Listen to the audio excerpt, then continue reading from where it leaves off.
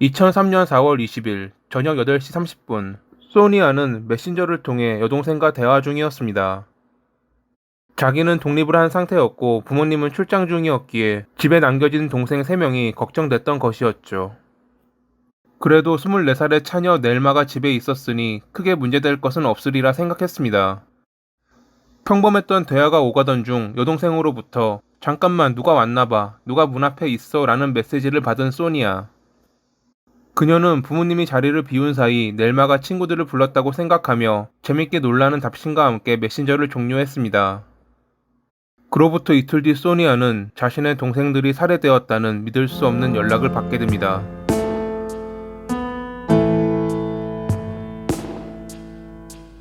호주 브리즈번의 응급구조센터로 욕조에서 3구의 시체를 발견했다는 전화를 걸었던 이는 넬마의 전 남자친구인 맥스 시카였습니다. 헤어지긴 했지만 이웃에 살았기에 가끔 넬마와 놀기도 했던 그는 4월 22일 오후 2시쯤 조카와 함께 그녀의 집을 방문했습니다.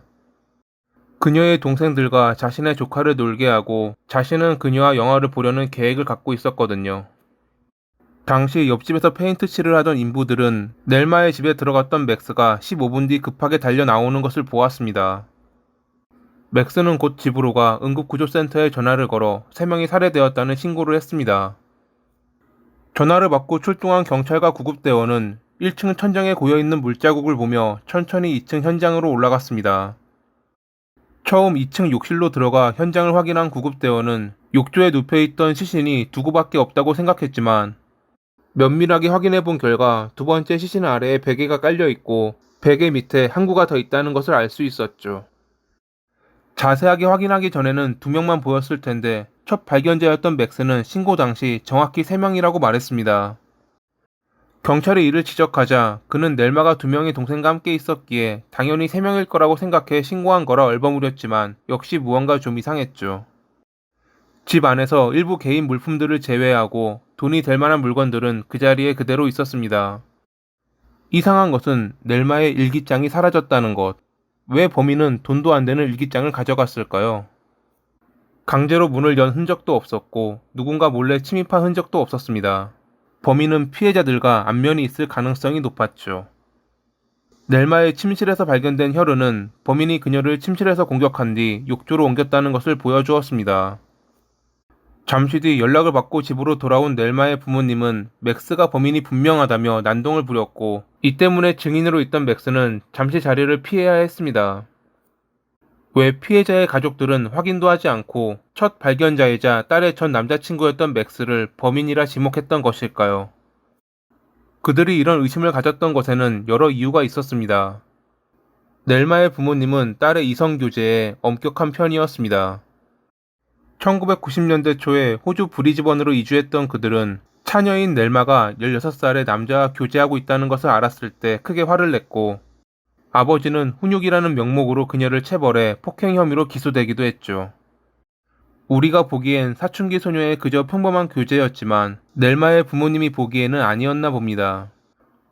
이런 부모님 밑에서 자랐기에 그녀는 성인이 된 뒤에도 애인이 생기면 몰래 만나 이를 숨기려고 했습니다. 맥스와 사귈 때도 처음에는 그러했습니다. 1993년에 넬마의 가족들은 브리즈번 북쪽에 있는 스태퍼드 지역으로 이사했는데 당시 이웃에 살았던 이가 맥스였습니다. 그는 어릴 때부터 막 나가는 인생을 살았던 남성으로 나쁜 친구들과 어울리며 항상 문제를 일으키고 다녔던 문제아였습니다. 자기에게 불리한 증거를 없애기 위해 경찰서에 불을 지르기도 했던 그는 매번 체포되면 자기 잘못에 대해선 인정하지 않고 다른 이의 탓으로 돌리기에 급급했습니다. 언제나 그가 했던 변명은 "나는 그러고 싶지 않았는데 친구가 강요했다" 였다고 합니다. 몇 번은 빠져나갈 수 있었을지 몰라도 결국 빼도 박도 못하는 범죄가 누적되며 1993년에 80건 이상의 범죄로 기소된 그는 9년의 징역을 선고받았죠. 모범수였는지 3년 만에 가석방된 그는 컴퓨터 회사에 취직해 평범하게 살아가는 듯 보였지만 나쁜 사람들은 쉽게 변하지 않는 것을 보여주듯 얼마 안 가 다시 나쁜 무리와 어울렸습니다. 1997년 10월에 한 친구와 만나 술을 마시던 그는 길을 걷던 중 과거 자신과 다툼이 있던 남성의 집에 술병을 던졌다가 체포됐는데 여기서도 그는 술을 마신 것을 비롯해 동선을 정한 것도 모두 친구라며 전혀 반성하지 않고 자신의 잘못을 남의 탓으로 돌리는 모습을 보였습니다. 당연히 그의 주장은 먹히지 않았고 가석방 기간에 체포된 그는 다시 감옥으로 보내져 2001년 5월이 되어서야 자유의 몸이 될 수 있었습니다.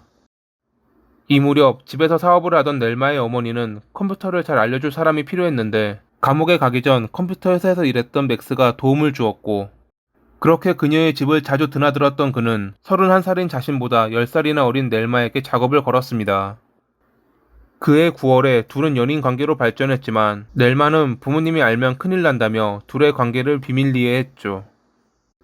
하지만 승무원이 꿈이었던 그녀가 에미레이트 항공에 합격해 두바이로 가게 되자 그녀를 잃고 싶지 않았던 맥스가 2002년 3월에 그녀의 부모님께 관계를 밝히며 결혼 허락을 구했을 때 둘의 비밀스러운 관계는 드러났습니다. 당연히 그녀의 부모님은 절대 반대했지만 그런 강경한 반대에도 불구하고 둘은 비밀리에 장거리 연애를 했습니다. 며칠은 신선했지만 만나기 힘들다는 단점 때문에 장거리 연애에 불만을 가진 맥스는 그녀가 호주로 돌아온다면 지인을 통해 퀀타스 항공에 들어갈 수 있도록 자기가 주선해준다는 거짓말을 합니다. 넬마는 그런 거짓말에 속아 부모님에게 일을 그만둔다는 말도 하지 않고 2002년 5월에 호주로 돌아왔습니다. 들키지 않으려고 다른 지역에 있는 아파트에 거주하며 사랑을 나눴던 둘이었지만 몇 주 뒤 넬마는 자신이 속았다는 것을 알아차리고 집으로 돌아왔습니다. 그는 알아봐준다는 일자리에 관해 어떠한 연줄도 없었고 자신에 대한 소유욕만이 가득 차 있던 그를 넬마는 떠난 것이었죠. 다시 에미레이트 항공에 들어가려 했지만 이유 없이 스스로 나온 것이었기에 본사에서는 그녀를 받아주지 않았다고 합니다. 그렇게 집으로 돌아온 그녀는 부모님께 많이 혼나기는 했지만 그나마 안식처인 장소에서 다른 일을 찾아보며 새로 시작하고자 했습니다. 하지만 이뒤로 익명의 누군가가 그녀를 지속적으로 괴롭힙니다. 한 번은 창문으로 벽돌이 날아오기도 했고 아무 말 없이 끊기는 전화나 처음 보는 이메일로 넬마와 그녀의 가족들을 비난하는 글이나 사진이 보내지기도 했죠. 당연히 그들은 맥스를 의심했지만 그는 절대 자기는 아니라며 증거 없이 그러지 말라고 오히려 화를 냈습니다. 이러한 관계가 지속되는 가운데 2003년 1월에 넬마는 자신의 집에서 맥스에게 공격을 받았습니다.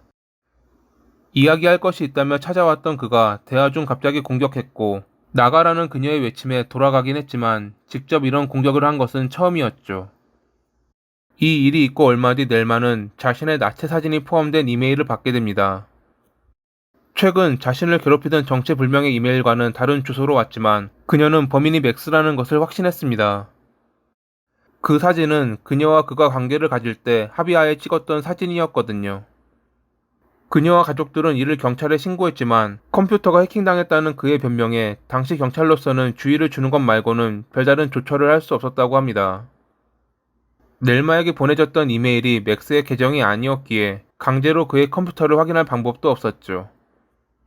그리고 얼마 뒤 그녀는 그에게서 자신이 살 날이 얼마 안 남았다며 그동안 미안했다는 문자를 받게 됩니다. 뇌종양에 걸렸는데 위험 부위라 시한부 선고를 받았다는 글을 그녀는 안타까워했습니다. 헤어진 뒤 자신을 괴롭히긴 했지만 그래도 한때 사랑했던 이가 얼마 뒤 죽는다는 이야기를 하자 슬픈 마음이 들었던 것입니다. 기적을 바라는 마음으로 힌두교의 축복이 담긴 인쇄물을 그에게 건네기도 했고 죽기 전까지 가끔 모습이 보고 싶다는 그의 말에 데이트를 하기도 했죠. 눈치채신 분도 계시겠지만 모든 것은 맥스의 거짓말이었습니다. 그는 시한부 선고를 받은 적도 없고 진심으로 용서를 구한 적도 없었습니다. 그저 그녀에 대한 소유욕 때문에 그러한 거짓말을 했던 것입니다. 그리고 그해 4월 22일 넬마는 동생 2명과 함께 자신의 집 욕실 욕조에서 사망한 채 발견됩니다.